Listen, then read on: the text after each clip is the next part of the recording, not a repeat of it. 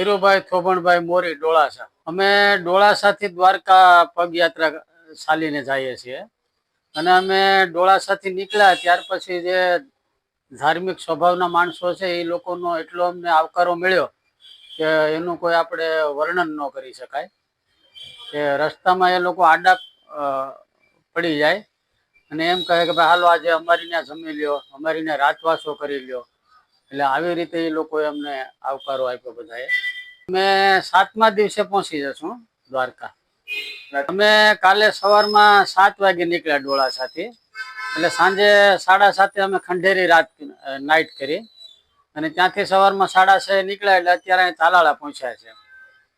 અમે તાલાળાથી બાકોલા ધણેજ અમારા મોરી સમાજના પીઠળ માતાનું મંદિર છે ત્યાં દર્શન કરી અને ત્યાંથી સીધા ગડુ રોડ ઉપર નીકળવાના છે. એટલે પછી ઉષા કોટડા જવાના છે. ઉષા કોટડા માતાજીના દર્શન કરી અને પછી સીધા માંગરોળ બાયપાસે સીધું દ્વારકા પછી